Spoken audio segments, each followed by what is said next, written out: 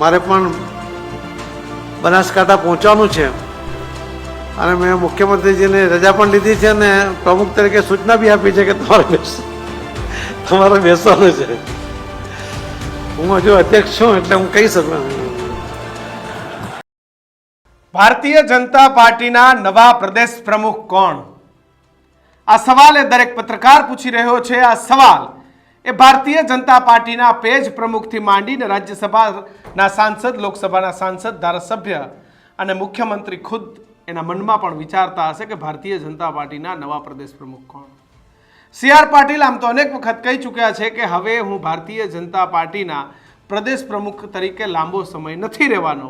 ભાજપ જેને પ્રદેશ પ્રમુખ બનાવે એ ભારતીય જનતા પાર્ટીનું નેતૃત્વ કરશે. પણ સી.આર. પાટીલે બ્રાહ્મણ સમાજની મેગા સમિટમાં જે શબ્દો કીધા એ શબ્દો એમ સૂચવે છે કે શું ભારતીય જનતા પાર્ટીના પ્રદેશ પ્રમુખ તરીકે સી.આર. પાટીલ જ આગામી સમયમાં યથાવત રહેશે? સી.આર. પાટીલે કહ્યું કે હું મુખ્યમંત્રી શ્રીની રજા લઈને પણ જાઉં છું અને હું ભારતીય જનતા પાર્ટીનો અધ્યક્ષ છું એટલે સૂચના પણ આપી શકું છું. નમસ્કાર, આપ જોઈ રહ્યા છો ન્યૂઝ રૂમ. હું કિશન. આખો વિડીયો જોતા પહેલા અત્યારે જ ન્યૂઝ રૂમ ચેનલને આપ સબસ્ક્રાઇબ કરી લેજો. વાત હતી બ્રહ્મ સમાજના મેગા સમિટની કે જ્યાં ભારતીય જનતા પાર્ટીના પ્રદેશ પ્રમુખ અને કેન્દ્રના મંત્રી સી.આર. પાટીલ, રાજ્યના મુખ્યમંત્રી ભૂપેન્દ્રભાઈ પટેલ સહિત ભારતીય જનતા પાર્ટી સાથે જોડાયેલા અનેક બ્રાહ્મણ સમાજના આગેવાનો ઉપસ્થિત હતા. સી.આર. પાટીલે એ કાર્યક્રમની અંદર ભાષણ આપતા હતા, પોતાની વાત મૂકતા હતા અને ત્યારે સી.આર. પાટીલ એમ કહે છે કે હું બનાસકાંઠાના એક કાર્યક્રમમાં જવાનું હોવાથી રાજ્યના મુખ્યમંત્રીની રજા મેં લીધી છે અને પછી હસતા હસતા એમ કહે છે કે હું મુખ્યમંત્રીને સૂચના પણ આપી શકું છું કારણ કે હું ભારતીય જનતા પાર્ટીનો અધ્યક્ષ છું, હજી અધ્યક્ષ તરીકે કાર્યરત છું એટલે એમને હું સૂચના પણ આપી શકું છું. એવી વાત તેમણે હસતા હસતા રમૂજ અંદાજમાં કરી. અને હકીકત છે કે સી.આર. પાટીલ એ ભારતીય જનતા પાર્ટીના અધ્યક્ષ છે. જોકે અગાઉ સી.આર. પાટીલે એમ કહ્યું હતું કે હવે હું લાંબો સમય બહુ અધ્યક્ષ નથી, પણ થોડા દિવસ પહેલાં એટલે કે 2 દિવસ પહેલાંના એક સ્પીચમાં સી.આર. પાટીલે કીધું કે હું મુખ્યમંત્રી શ્રીની રજા પણ લીધી છે અને હું એમને સૂચના પણ આપી શકું છું કારણ કે હું ભાજપનો અધ્યક્ષ છું. સી.આર. પાટીલના શું શબ્દ હતા એને આપણે સાંભળી લઈએ.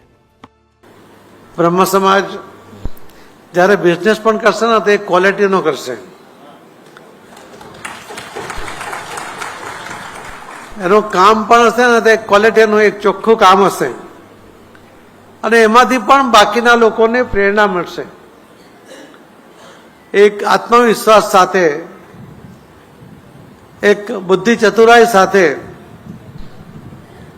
એક ચોક્કસ ઉદાર મન સાથે, સેવાની ભાવના સાથે જ્યારે બ્રહ્મ સમાજ કોઈ કામ કરે છે ત્યારે કોઈ વ્યક્તિ પણ માધ્યમ તરીકે બ્રહ્મ સમાજને કહેતા હોય અને બ્રહ્મ સમાજ પોતે જ્યારે કામ કરતો હોય ત્યારે ભગવાનના આશીર્વાદ એમને ચોક્કસ મળે છે અને સફળતા પણ મળે જ છે. આજના આ પ્રસંગમાં ઘણા બધા વક્તાઓ છે. મારે પણ બનાસકાંઠા પહોંચવાનું છે અને મેં મુખ્યમંત્રીજીને રજા પણ લીધી છે અને પ્રમુખ તરીકે સૂચના બી આપી છે કે તમારે બેસવાનું છે. હું હજુ અધ્યક્ષ છું એટલે હું કહી શકું.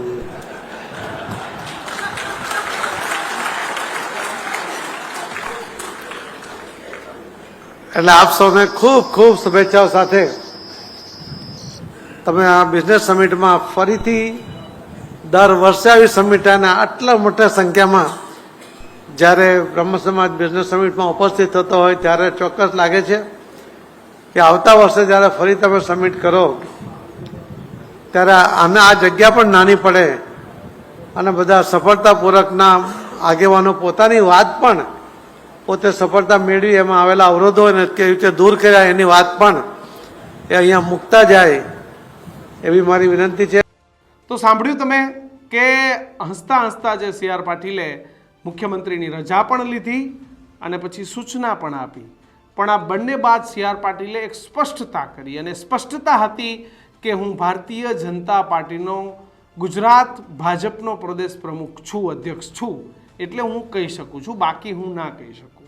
હા, હું કદાચ ભારતીય જનતા પાર્ટીનો અધ્યક્ષ ના હોત અને માત્ર કદાચ કેન્દ્રીય મંત્રી હોત તો મારે મુખ્યમંત્રીની હાજરીમાંથી અહીંયાથી વિદાય ન લઈ શકાય, કારણ કે એ એક રાજકીય પ્રોટોકોલ છે, એ રાજકીય ડેકોરમ છે કે જ્યારે મુખ્યમંત્રી ઉપસ્થિત હોય ત્યારે મુખ્યમંત્રીએ સર્વે સર્વા હોય, એ જ્યાં સુધી સ્ટેજ ઉપર હોય ત્યાં સુધી ત્યાંથી મંત્રી ધારાસભ્ય કોઈ પણ એમની સ્પીચ સિવાય સ્ટેજ છોડી ના શકે.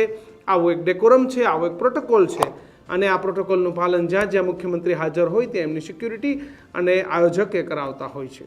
પણ સી.આર. પાટીલને ત્યાંથી ભારતીય જનતા પાર્ટીના પ્રદેશ પ્રમુખ તરીકે બનાસકાંઠામાં ભારતીય જનતા પાર્ટીના કમલમનું ઉદ્ઘાટન કરવા જવાનું હોવાથી એમને મુખ્યમંત્રીની ત્યાંથી રજા પણ લીધી અને અધ્યક્ષ તરીકે સૂચન પણ કર્યું. હવે આવું મુખ્ય વાત ઉપર તો મુખ્ય વાત એ છે કે આગામી સમયમાં સી.આર. પાટીલ જ એ કેન્દ્રના મંત્રીની સાથે ગુજરાતનું નેતૃત્વ કરશે કે શું? કારણ કે સી.આર. પાટીલે જે રાજકીય વિક્રમો સર્જ્યા છે એ કેવી રીતે સર્જ્યા છે એના કરતાં એ સર્જ્યા છે મહત્વનું છે કે એમને કોંગ્રેસનો વિધાનસભામાંથી મોટા પાયે સફાયો કર્યો. લોકસભામાં પણ પાટીલે 24 સીટ જીતી અને ગુજરાતમાં પોતાનો દબદબો જાળવી રાખ્યો. છેલ્લે પણ નગરપાલિકાઓમાં સી.આર. પાટીલે ક્લીન સ્વીપ ભાજપની કરી. તો કદાચ એવું બને કે ભારતીય જનતા પાર્ટીને નવો કોઈ ઓપ્શન ન મળતો હોય અને સી.આર. પાટીલને પ્રદેશ પ્રમુખ અને ભારત સરકારના મંત્રી બંને ચાલુ રાખવાના હોય. કારણ કે જે ગઈકાલના એમના શબ્દો છે કે હું અધ્યક્ષ છું, એ શબ્દ એવું કહી રહ્યા છે કે શું સી.આર. પાટીલ એ જ આગામી 3 વર્ષ સુધી ગુજરાત ભારતીય જનતા પાર્ટીના પ્રદેશ પ્રમુખ રહેવાના છે કે પછી ભાજપે અન્ય કોઈને મૂકશે? આ એક સૌથી મોટો સવાલ છે. જો કે આજે ભાજપમાં જ્યાં જો ત્યાં એક જ ચર્ચા છે કે પ્રદેશ પ્રમુખ આવે, પ્રદેશ પ્રમુખની નિમણૂક થાય પછી કંઈક ખબર પડે, પ્રદેશ પ્રમુખની નિમણૂક થાય પછી સરકારમાં કંઈક ફેરફાર આવે, પછી નવું મંત્રીમંડળ આવે. આવી અનેક ચર્ચાઓએ જોર પકડ્યું છે. મિત્રો, આવા જ વિડીયો અને શોર્ટ્સ જોવા માટે આજે જ અમારી ન્યૂઝ રૂમ યુટ્યુબ ચેનલને સબસ્ક્રાઇબ કરો. જોકે આ ચર્ચાઓ તો ચાલતી હોય છે પણ આખરે ભાજપમાં જે કંઈ નક્કી છે એ ઉપરથી દિલ્હીથી થતું હોય છે અને કોને બનાવવા કોને નહીં એ બધી જ જે પ્રક્રિયા છે ભારતીય જનતા પાર્ટીનું મોવડી મંડળ કરતું હોય છે. પણ સી.આર. પાટીલના શબ્દ કે હું અધ્યક્ષ છું એટલે કહી શકું, આ શબ્દને તમે કેવી રીતે જુઓ છો? શું લાગે છે કે આગામી સમયમાં પણ ગુજરાતનું સુકાન એ સી.આર. પાટીલ જ કરશે? જો કે શક્તિસિંહ ગોહિલ પણ કહી ચૂક્યા છે કે હું જ પ્રમુખ રહીશ. એમ સી.આર. પાટીલ શું કહી રહ્યા છે એ તો સમય બતાવશે, પણ તમને ખબર હોય તો કમેન્ટ બોક્સમાં લખજો. અને સી.આર. પાટીલની જે આ ટકોર છે, જે વાત છે, જે એમને જે હળવાશમાં જે શબ્દો કીધા છે એને તમે કેવી રીતે જુઓ છો એ ખાસ કમેન્ટ બોક્સમાં લખજો. જોતા રહેજો ન્યૂઝ રૂમ. નમસ્કાર.